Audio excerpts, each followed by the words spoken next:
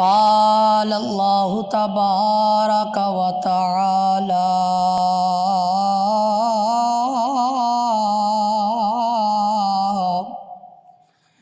فی القرآن المجید والفرقان الحمید ولا تلبسوا الحق بالباطل وتكتموا الحق وأنتم تعلمون صدق اللہ مولانا العظیم وصدق رسولہ النبی الکریم نحن على ذلك لمن الشاہدین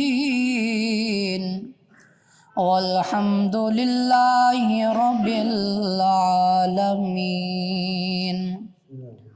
محترم سامعین کرام، آپ کے سامنے سورہ بقرہ کی آیت کریمہ تلاوت کی ہے۔ اس آیت مبارکہ کے اندر اللہ رب العالمین نے بنی اسرائیل کو دو باتوں سے منع کیا ہے۔ ایک بات بنی اسرائیل کو یہ منع کی کہ حق کو باطل سے ملانا نہیں ہے کبھی بھی،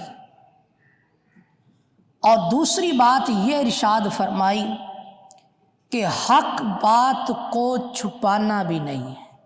یہ دو باتوں کا اللہ رب العالمین نے بنی اسرائیل کو حکم دیا اور ان سے روکا۔ اصل میں ہوتا کیا تھا کہ جو بنی اسرائیل کے علماء تھے وہ تورات شریف کے اندر نبی پاک صلی اللہ علیہ وسلم کے جو اوصاف تھے ان کو چھپاتے تھے،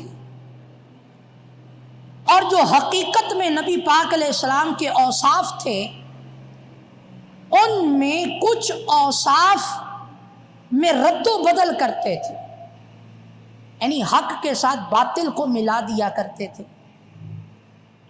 تو اللہ رب العالمین نے اس آیت کے اندر بنی اسرائیل کو ان دو باتوں سے منع کر دیا۔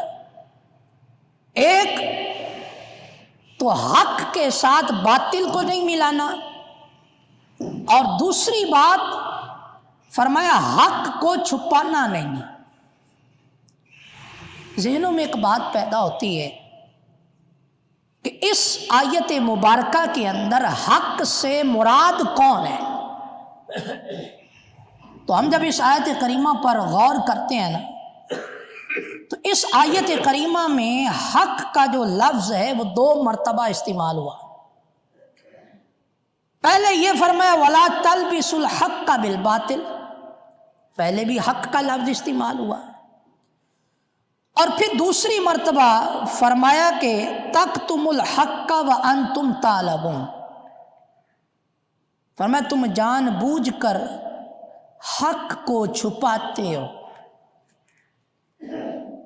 تو حق سے مراد کون ہے؟ تو مفسرین کرام نے لکھا کہ حق سے یہاں مراد نعت محمد فی التورات، کہ تورات شریف میں حضور کی جو نعت تھی حق سے مراد وہ ہے۔ اب مطلب کیا ہوا؟ رب کائنات نے بنی اسرائیل کو روکا اس بات سے کہ میرے پیارے محبوب کی نعت میں باطل کو شامل نہ کرو، اور میرے محبوب کی نعت کے اندر خیانت نہ کرو۔ جو اوصاف تورات میں میں نے اپنے محبوب کے بیان کیے ہیں ان کو ویسے کے ویسے لوگوں کے سامنے بیان کرو۔ پھر ذہن میں ایک بات پیدا ہوتی ہے کہ تورات شریف کے اندر حضور علیہ السلام کی کون سی نعت موجود تھی؟ تو ایک دن بنی اسرائیل میں سے ایک شخص نبی کریم صلی اللہ علیہ وسلم کی بارگاہ کے اندر حاضر ہوا اور آ کر آقا کریم صلی اللہ تعالی علیہ وسلم کی بارگاہ میں جب حاضر ہوا تو اسلام قبول کر لیا، پچھلا دین چھوڑ دیا، اور اس نے تورات شریف میں لکھے ہوئے کچھ اوصاف مصطفیٰ بھی بیان کیے، یعنی عرض کی حضور تورات میں آپ کے یہ اوصاف بیان کیے گئے ہیں۔ وہ کون سے اوصاف تھے کہ جو شخص نے نبی پاک علیہ السلام کی بارگاہ کے اندر بیان کیے؟ وہ اوصاف یہ تھے: محمد ابن عبد اللہ، مولدہ بمکہ، مہاجرہ بطیبہ، وملکہ بالشام۔ تورات میں حضور کے یہ وصف بیان کیے تھے کہ اے اللہ کے رسول، تورات میں آپ کی یہ نعت بیان ہوئی ہے کہ وہ ایسے شان والے آقا ہوں گے کہ جن کا پیدائش کا وقت، جن کی پیدائش کی جگہ وہ مکہ مکرمہ ہوگی، اور جن کی ہجرت کا مقام مدینہ منورہ ہوگا، اور جن کی بادشاہت ملک شام کے اندر ہوگی۔ عرض کی حضور یہ اوصاف اللہ نے آپ کے تورات شریف کے اندر بیان کیے۔ اس پر ہم نے غور کرنا ہے کہ آقا کریم علیہ السلام کی تورات شریف کے اندر جو نعت بیان کی گئی، پہلی بات کیا فرمائی؟ پہلی بات یہ ارشاد فرمائی کہ آپ کی جو پیدائش کی جگہ ہوگی وہ مکہ مکرمہ ہوگی۔ یہ بات سمجھ میں آ رہی ہے؟ سب کو پتہ ہے کہ حضور کی ولادت کا جو مقام اور جگہ ہے وہ مکہ مکرمہ ہے۔ دوسری نعت یہ بیان کی کہ ان کی جو ہجرت کی جگہ ہوگی وہ مدینہ طیبہ ہوگی۔ یہ بھی بات سمجھ میں آتی ہے۔ سب کو پتہ ہے کہ نبی پاک علیہ السلام نے مدینہ منورہ کی طرف ہجرت فرمائی۔ تیسری بات یہ فرمائی ملکہ بالشام، کہ رب کائنات نے تورات میں آپ کی یہ صفت بیان فرمائی ہے کہ ان کی بادشاہت ملک شام کے اندر ہوگی۔ یہ بات بظاہر عجیب سی لگ رہی ہے، کیوں؟ اس لیے کہ جب نبی پاک علیہ الصلوۃ والسلام حیات طیبہ کے ساتھ متصف تھے تو ملک شام میں کافروں کی حکومت تھی، اور حضور علیہ الصلوۃ والسلام جب تک ظاہری حیات کے ساتھ رہے ملک شام کے اندر کافروں کی ہی حکومت رہی۔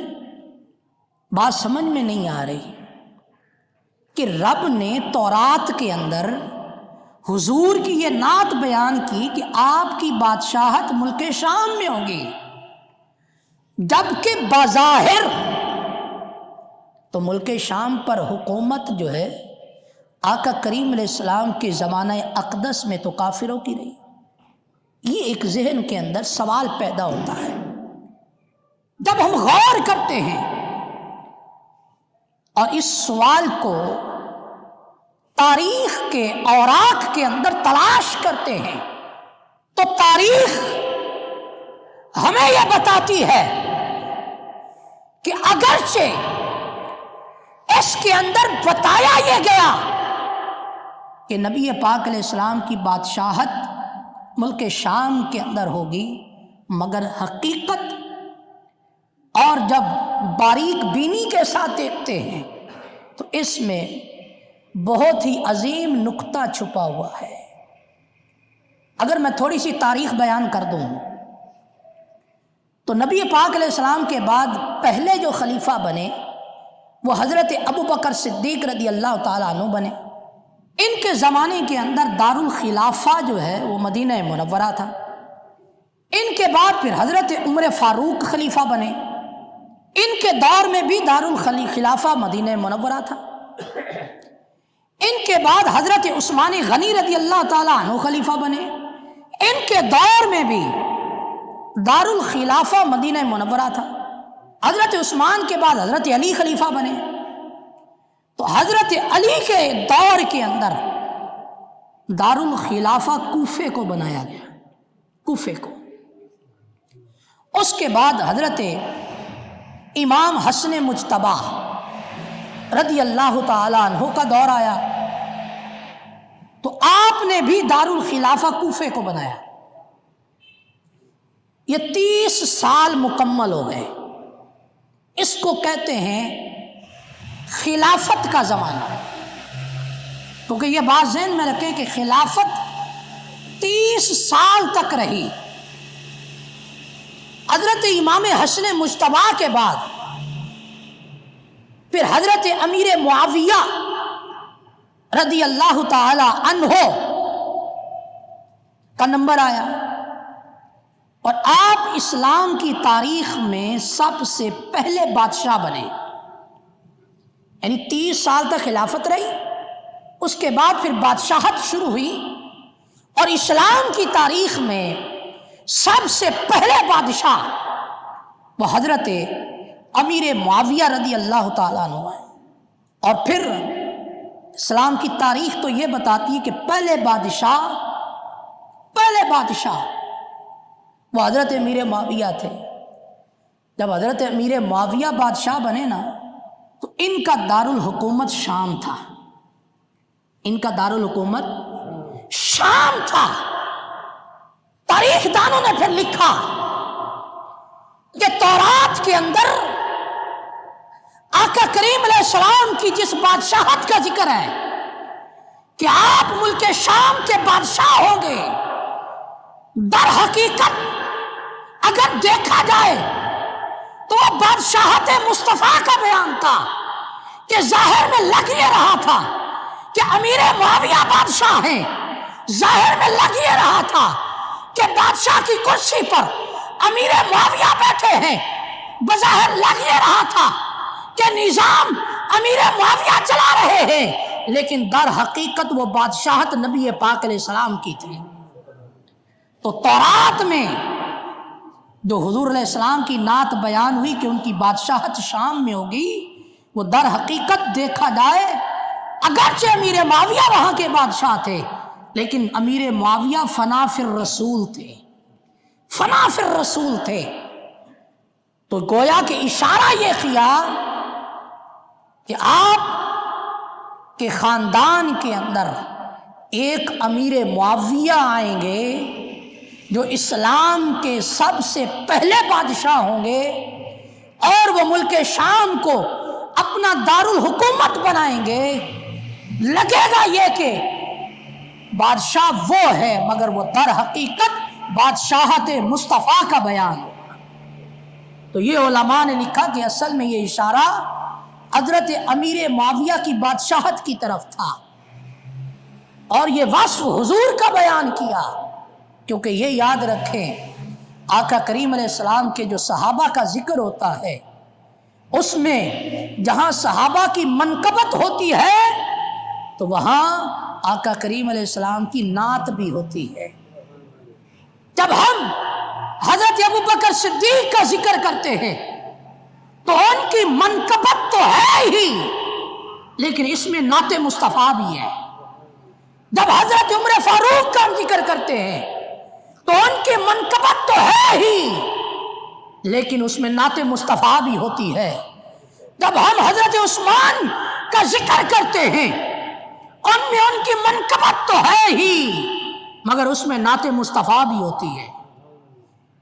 تو اسی طرح اگرچہ فرمایا یہ گیا کہ آقا کریم علیہ السلام کی بادشاہت ملک شام میں ہوگی، وہ ظاہر میں امیر معاویہ کی بادشاہت ہوگی، مگر حقیقت میں وہ آقا کریم علیہ السلام کی بادشاہت کا بیان ہوگا۔ تو میں عرض یہ کر رہا تھا کہ یہ وہ حضرت امیر معاویہ ہیں کہ جن کی بادشاہت کو آقا کریم علیہ السلام کی بادشاہت قرار دیا گیا، مگر افسوس ان لوگوں پر ہوتا ہے کہ جو حضرت امیر معاویہ رضی اللہ عنہ کی شان میں نازیبا الفاظ کہتے ہیں، اور معاذ اللہ حضرت علی کے مقابلے میں لا کر اور حضرت امیر معاویہ کو معاذ اللہ گالیاں تک دیتے ہیں، کیونکہ ان کے آپس میں مشاجرات ہیں حضرت امیر معاویہ اور حضرت علی رضی اللہ تعالیٰ عنہ کے۔ لیکن اہل سنت و جماعت کا یہ عقیدہ ہے کہ تمام صحابہ، وہ امیر معاویہ ہو، وہ سیدنا ابو سفیان ہو، وہ حضرت علی ہو، تمام صحابہ قطعی جنتی ہیں۔ یہ امیر معاویہ کوئی عام ہستی نہیں ہے۔ ان کے بارے میں آتا ہے کہ حضرت امیر معاویہ رضی اللہ تعالیٰ عنہ خود بھی صحابی ہیں، اور پھر ان کے والد حضرت سیدنا ابو سفیان وہ بھی صحابی ہیں، پھر آپ کی والدہ سیدہ ہند وہ بھی صحابیات میں سے ہیں، پھر آپ کے دو بھائی سیدنا ابو خالد اور سیدنا عتبہ یہ بھی صحابی ہیں۔ بات یہیں پر ختم نہیں ہوتی، بلکہ آپ کی بہنیں بھی صحابیات میں سے ہیں، جن میں سے ایک کا نام سیدتنا حبیب رملہ، اور یہ حضور علیہ السلام کی زوجہ بھی ہیں، انہیں زوجیت کا شرف بھی حاصل ہوا۔ اور دوسری حضرت امیر معاویہ رضی اللہ عنہ کی جو بہن ہے وہ کون سی ہیں؟ وہ ہے سیدتنا ام الحکم، یہ آپ کی بہن ہے، یہ بھی صحابیات میں سے ہیں۔ آپ غور فرمائیں کہ حضرت امیر معاویہ وہ ذات ہیں جو خود بھی صحابی، والد بھی صحابی، والدہ بھی صحابیات میں سے، دو بھائی بھی صحابی، دو بہنیں بھی صحابیات میں سے۔ پھر افسوس ہے ان لوگوں پر کہ جو حضرت امیر معاویہ رضی اللہ تعالیٰ کی شان کے اندر گستاخیاں کرتے ہیں، صرف اس لیے کہ ان کے حضرت علی شیر خدا سے مشاجرات ہوئے، اختلافات ہوئے، صرف اس وجہ سے، کیونکہ وہ لوگ حضرت علی کا تو بہت پرچار کرتے ہیں، مگر اس آڑ کے اندر آ کر حضرت امیر معاویہ رضی اللہ تعالیٰ کی گستاخی کر بیٹھتے ہیں۔ تو 22 رجب المرجب کو حضرت سیدنا امیر معاویہ رضی اللہ تعالیٰ سے نسبت حاصل ہے، اور یہ وہ حضرت امیر معاویہ رضی اللہ تعالیٰ عنہ ہے کہ جن کے بارے میں آپ نے سنا کہ یہ صحابہ اور صحابیات کا گھر ہے۔ یہی وہ حضرت امیر معاویہ رضی اللہ تعالیٰ عنہ ہے کہ جن کو نبی پاک علیہ السلام سے نسب کا رشتہ بھی ہے اور سسرالی رشتہ بھی ہے، کیونکہ ان کی بہن سیدتنا حبیبہ یہ حضور علیہ السلام کی زوجیت میں تھی، تو یوں نسبی رشتہ بھی ہے اور سسرالی رشتہ بھی ہے۔ اور آقا کریم علیہ السلام سے تعلق جس کا نسب کے ساتھ ہو جائے اور سسرالی رشتہ کے ساتھ ہو جائے، اس کا مقام کتنا اعلیٰ ہے۔ حدیث زہری صفحہ 388 پر ہے، فرمایا گیا کل نسب و سحر ینقطع یوم القیامت الا نسبی و سحری۔ میرے آقا کریم علیہ السلام نے فرمایا کہ جب قیامت کا دن ہوگا ہر نسبی اور سسرالی رشتہ ختم ہو جائے گا، مگر ایک رشتہ ایسا ہے اور ایک تعلق ایسا ہے کہ جو قیامت والے دن بھی باقی رہے گا۔ وہ کون سا رشتہ ہے؟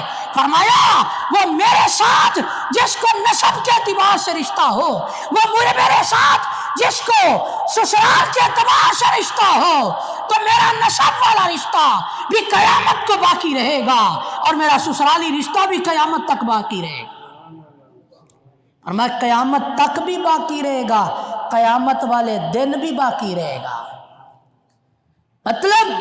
مطلب دنیا کے اندر ہر نسبی رشتہ دنیا کی حد تک ہے، ہر سسرالی رشتہ دنیا کی حد تک ہے، اس کا آگے کوئی فائدہ نہیں پہنچنا۔ لیکن نبی پاک علیہ السلام سے جس کو نسب کے اعتبار سے رشتہ ہو جائے، سسرال کے اعتبار سے رشتہ ہو جائے، تو وہ قیامت والے دن بھی اس کے کام آ جائے گا۔ تو آقا کریم علیہ السلام نے کیا فرمایا؟ کل نسب و سحر ینقطع یوم القیامہ، فرمایا ہر نسبی اور سسرالی رشتہ قیامت کے دن ختم ہو جائے گا، الا نسبی و سحری، فرمایا میرا نسب کا رشتہ قیامت والے دن بھی باقی رہے گا۔ تو حضرت امیر معاویہ کو صحابی ہونے کا شرف تو حاصل ہی ہے، مگر اس کے ساتھ ساتھ آپ کو سسرالی رشتہ کا ایک تعلق بھی حاصل ہے، اور یہ وہ حضرت امیر معاویہ رضی اللہ تعالیٰ عنہ ہے کہ یہی حدیث پاک جو ہے کل نسب و سحر ینقطع یوم القیامت الا نسبی و سحری، اسی حدیث مبارکہ کے بارے میں امام میمونی رضی اللہ تعالیٰ عنہ نے امام احمد بن حنبل سے عرض کی کہ حضور یہ بتائیے کہ کیا یہ نبی پاک علیہ السلام کا فرمان ہے کہ کل نسب و سحر ینقطع یوم القیامہ الا نسبی و سحری؟ عرض کی حضور مجھے یہ بتائیں، کن سے پوچھ رہے ہیں؟ امام احمد بن حنبل سے پوچھ رہے ہیں کہ آپ بتائیں کہ یہ حدیث ہے یا نہیں ہے؟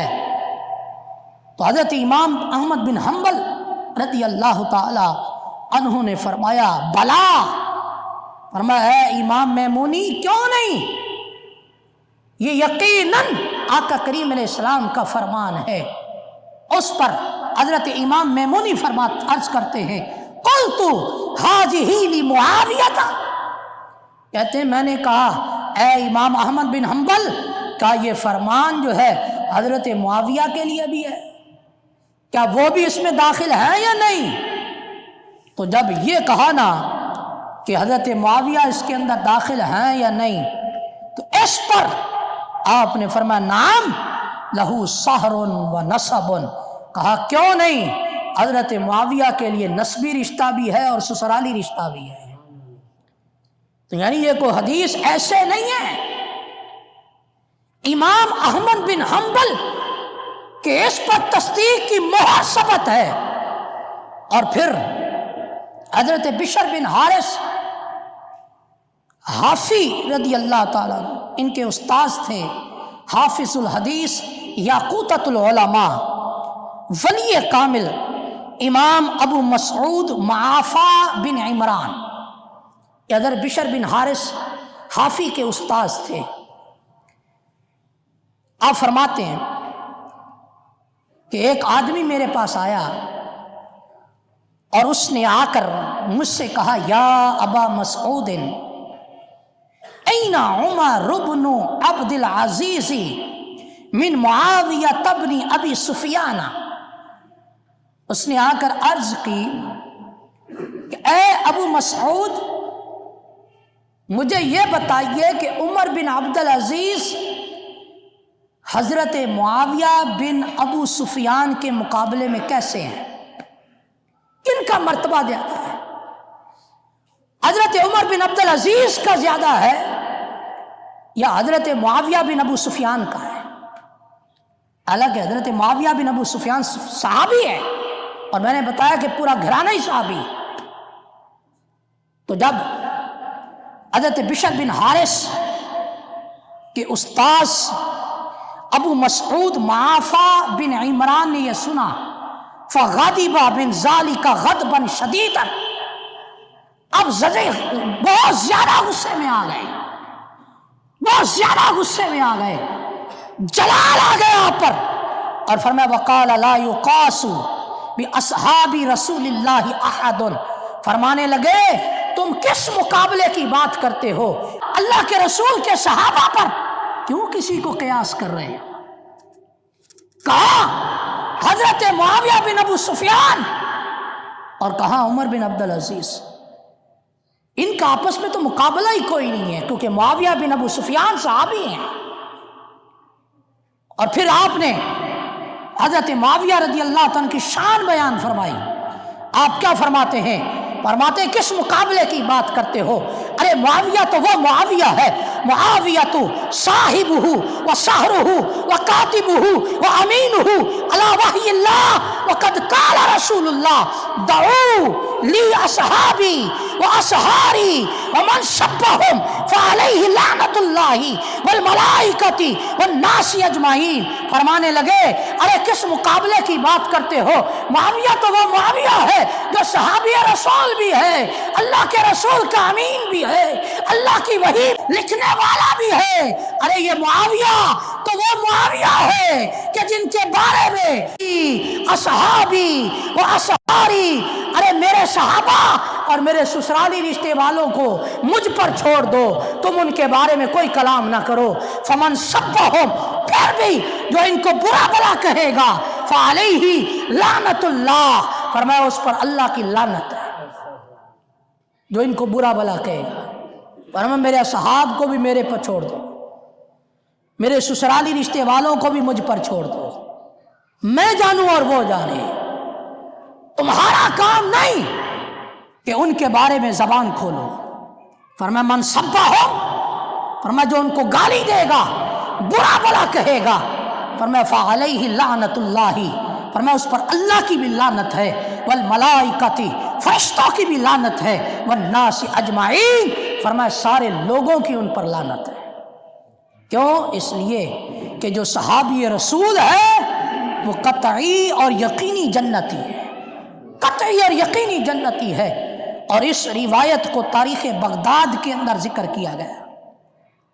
तो मोहतरम, हमें उन लोगों से बचना है जो हज़रत अमीर मुआविया रज़ी अल्लाह ताला अन्हु की ज़ात अक़दस के हवाले से अपनी ज़बान को खोलते हैं।